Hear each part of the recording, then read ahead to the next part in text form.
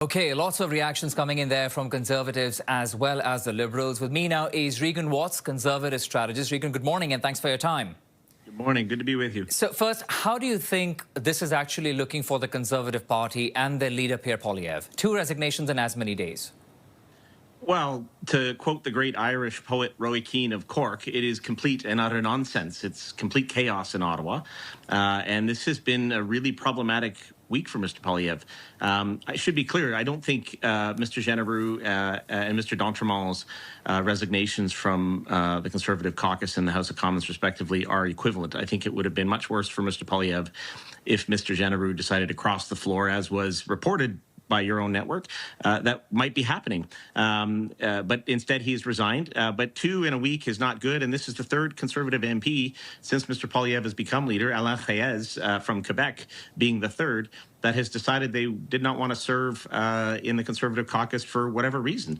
The real issue for me is the chaotic nature of these departures. It seems like utter chaos up there. And, you know, at a time when Canadians should be hearing a meritorious debate on the federal budget and its merits, on whether it's a good budget or bad budget, the Conservative Party has not only failed to table an amendment in the House of Commons on the budget, which is customary for the opposition, but instead of offering opinions on the budget, the party's dealing with internal party squabbles. And that's a real problem. Yeah, whatever the reasons may be here, because we've seen, of course, what Généreux had to say, Pierre Poilievre responding to that. Regan, the timing of the resignation, we're in the midst of a very crucial voting process on such crucial legislations like the budget itself. It leaves a lot of room for speculation of what's happening within the Conservative camp. Sure, and I think Mr. Généreux has tried to fill the gap around some of that speculation. I don't know Mr. Généreux, but I see he has put out a statement, and there was certainly lots of rumors reported by both this network and others around why he resigned. I can't speak for that. We do know why Mr. d'Entremont resigned, and I certainly take him at face value.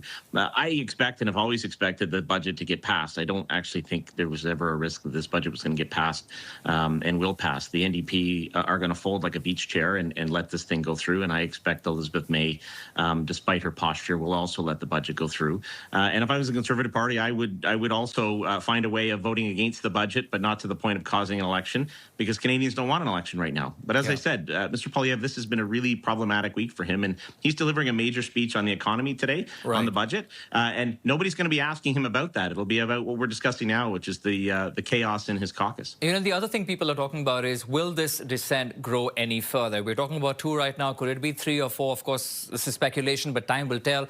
But here's the thing, Regan. Up until a year ago, you would agree, Pierre Poilievre had this solid grip on the Conservative Party. But with the loss of his own riding in the election, with MPs now speaking more freely than before, coming out in the media speaking out, what does that tell you about the grip he still has on the party? What do you think? What's going on? So there's a couple things in your question there. First, I think Mr. Poilievre remains very popular among the party base, and I don't think the events of this week are going to impact too much what happens in Calgary at the leadership review in January. I do think, though, it signals a trend that Mr. Poilievre has to nip in the bud very, very quickly, because if it doesn't, it will spiral out of control. I have heard, as many others have, that there are potentially other people who are considering crossing the floor from the Conservatives to the Liberals, which would be a huge blow for Mr. Poilievre.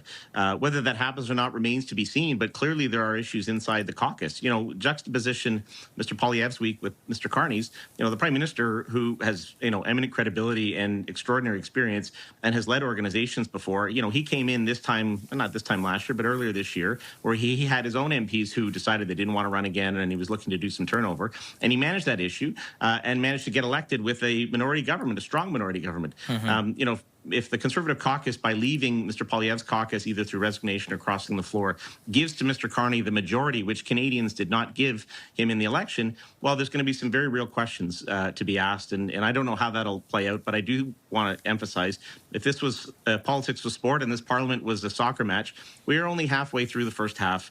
You know, the Liberals are winning 3-0, but there's a lot of game left to play. And it is entirely conceivable that Mr. Poilievre not only remains leader of the Conservative Party, but has a chance to win the next election. So all of this needs to be put into context and perspective. And I think there's a lot of game to play. Okay, a lot of game to play. Regan Watts, Conservative strategist. Thank you for this, Regan. Shabbat Shalom.